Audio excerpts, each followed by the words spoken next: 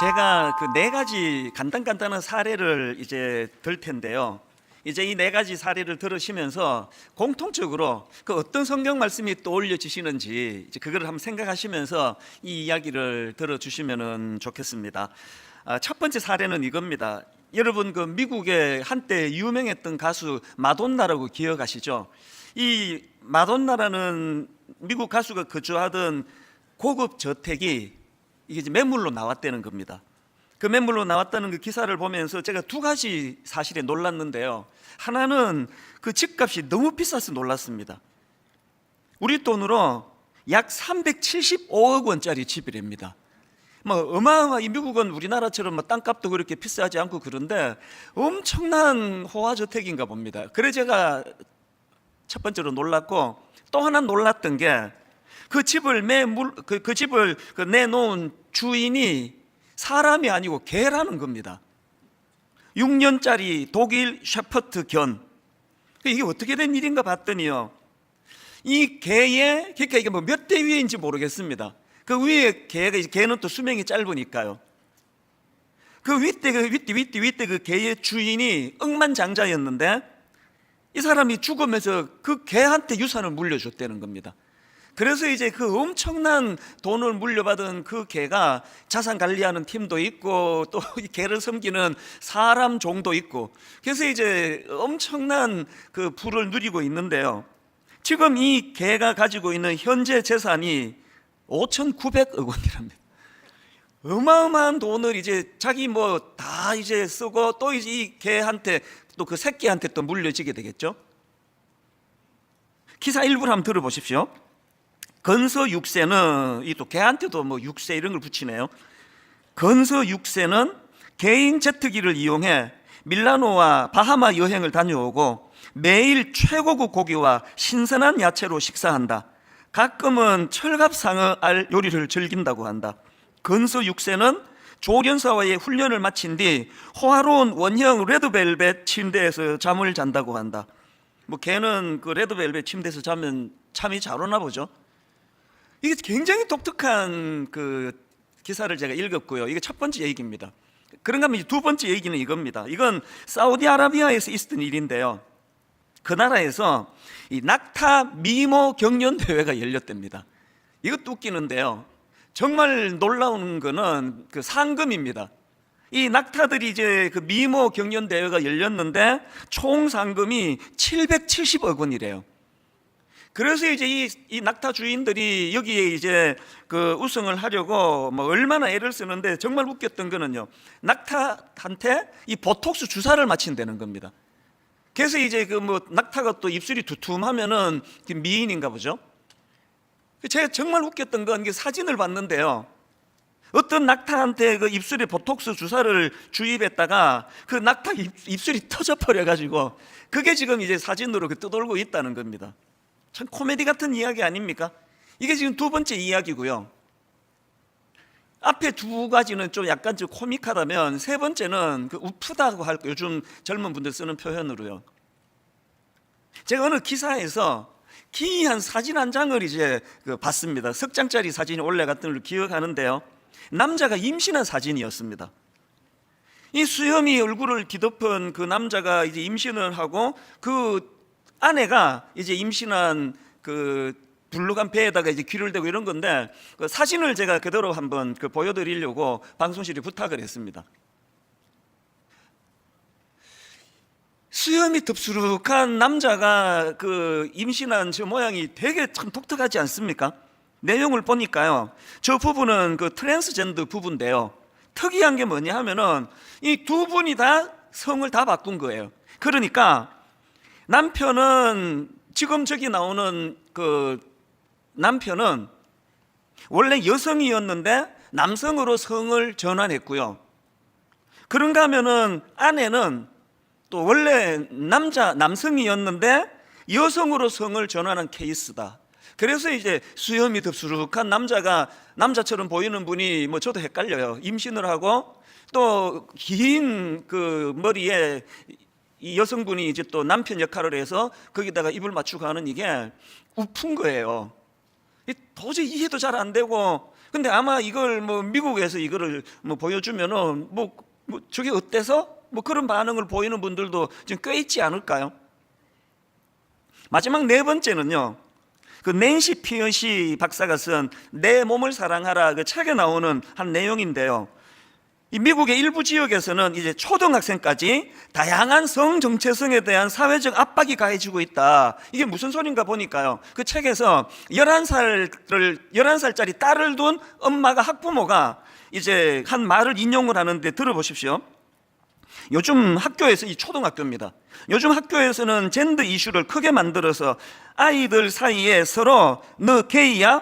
너 트랜스젠더야? 이런 질문을 끊임없이 하고, 심지어는 반에 레즈비언 아이들이 있는데 이 지금 11살짜리예요. 우리로 치면 이 4학년입니까 5학년입니까? 심지어는 반에 레즈비언 아이들이 있는데 자기 딸에게 여자친구가 되어달라는 얘기를 한다. 이게 순진한 우리 초등학교 4학년 여자아이가 너 나랑 친구할래? 우정을 얘기하는 그 친구가 아닌 건 아시죠? 제가 처음에 되게 웃기는 걸로 시작해서 점점 갈수록 막 엄청 혼란스러운 그런 내용들을 제가 말씀을 드렸는데요. 여러분, 이 네 가지 사례를 들려드릴 때 여러분은 이것을 관통하는 어떤 성경 구절이 떠오르셨던가요? 저는 오늘 본문에 나오는 사사기 17장 6절 말씀이요. 그때는 이스라엘에 왕이 없었으므로 사람마다 자기 소견에 옳은 대로 행하였더라. 오늘 설교를 준비하다가 이 내용들이 떠올랐던 이유가 뭐냐 하니까, 여러분 지금 도저히 이해가 안 되는 그런 어떤 수염이 덥수룩한 남자가 임신을 한 그 모습도 너무 생소하고, 어떻게 11살짜리 그 학교 교실에서 이런 상상할 수 없는 이런 일들이 벌어지는 것도 이해가 되지 않는데요.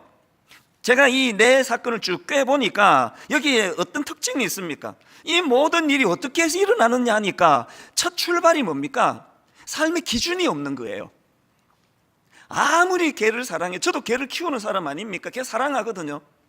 아무리 개를 사랑해도요, 글쎄요, 제가 뭐 그런 갑부라고 치면은 제가 그 무슨 사연인지는 몰라도 이 개한테 이 유산을 물려주는 것도 그게 이상한 일이고, 그게 또 사회적으로 통용이 돼가지고 개를 떠받드는 시중 드는 사람들이 지금 개 재산을 지켜주고, 이게 또 뭐 그 다음 개들한테로 계속 유산이 물려지고 하는, 이게 상식적으로는 이해가 되지 않는데, 이 모든 이상한 일들이 일어나고 있는 현실의 첫 출발이 기준이 없는 거예요. 기준이. 그래서 제가 아까 그때는 이스라엘에 왕이 없었으므로, 무슨 뜻입니까? 여호와 하나님이라는, 창조주 하나님이라는 기준이 있는 인생이라는 걸 설명할 때 제가 이 말씀을 사용하는 거 아닙니까? 이런 삶의 기준이 없다 보니까 이게 말도 안 되는 일들이 너무 자연스럽게 통용이 돼가고 있는 게 지금 현실이라는 겁니다. 그런가 하면은 또 한 가지, 이 기준이 없는 삶에서부터 출발된 이런 이상한 어긋난 것들이, 그래서 여러분, 이 기준이 없는 삶은요, 점진적으로 혼란의 자리에 빠져든다는 겁니다. 점진적으로, 끝간데 없이.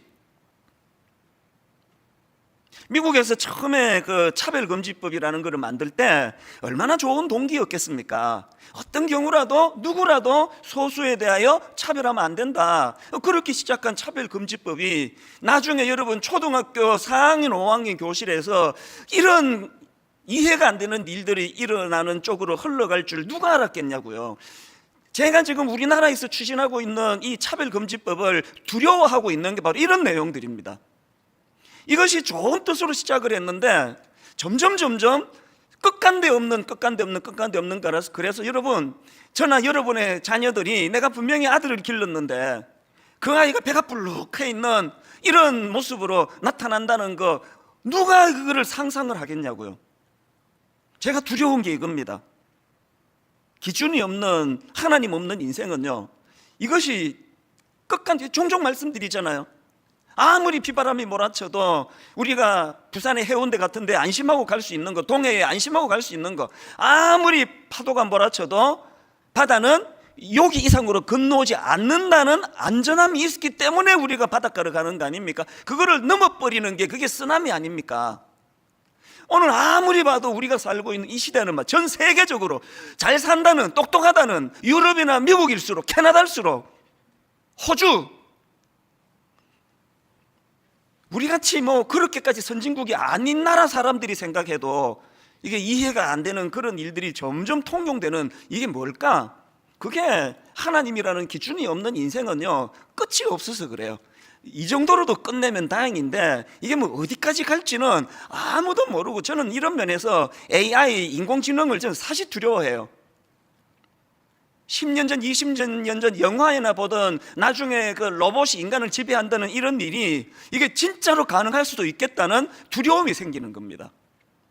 이걸 우리 개인의 삶에도 한번 적용해 보자는 거 아닙니까? 제가 오늘 본문 말씀을 이런 관점으로 좀 살펴보기를 원하는데요, 이 오늘 본문을 포함한 사사기서는 전체가 21장짜리 성경입니다.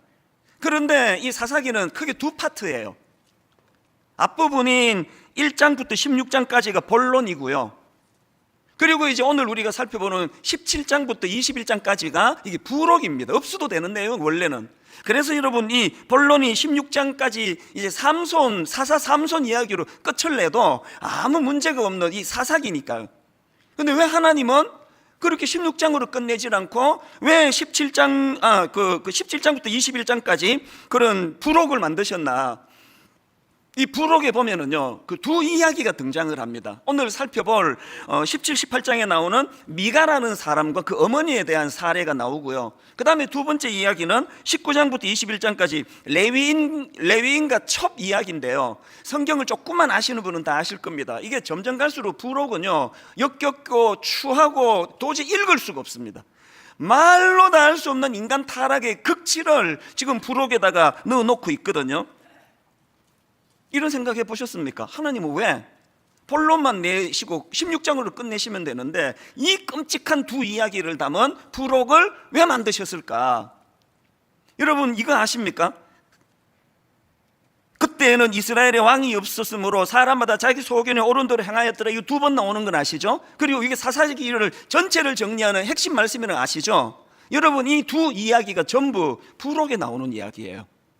뭘 의미할까요? 하나님은 부록을 통해 저와 여러분에게 경고하세요. 기준이 없는 인생은, 그 마음에 여호와 하나님을 왕으로 모시지 않는 사람은 이런 끝간데 없는, 끝이 없는 타락의 자리로 갈 수밖에 없다. 이걸 우리에게 경고하시는 말씀입니다. 기준을 세우셔야 돼요. 결혼하셨습니까?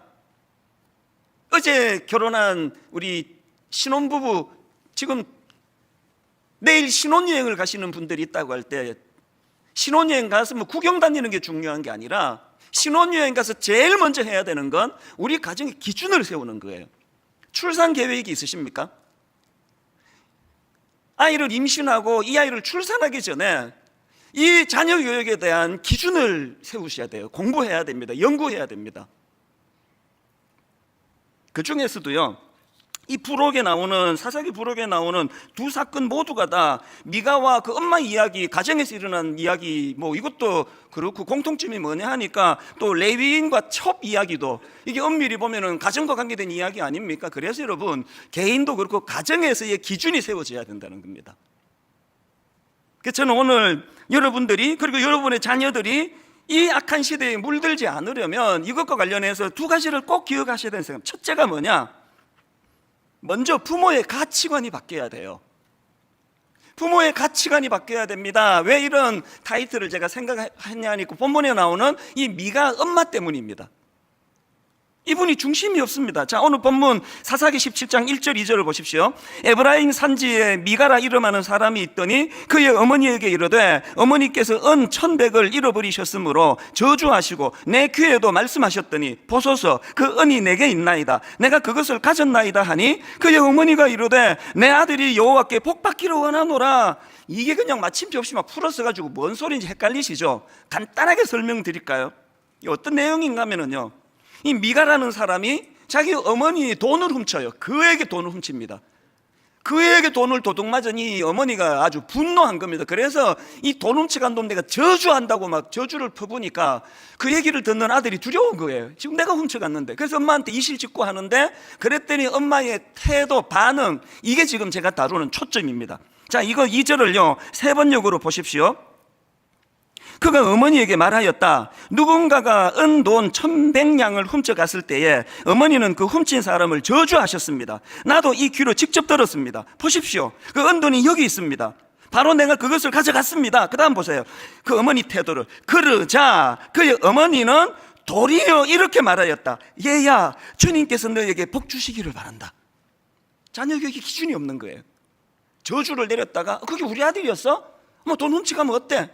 주의 복이 임하기 원한다. 3절 하반절도 마찬가지입니다.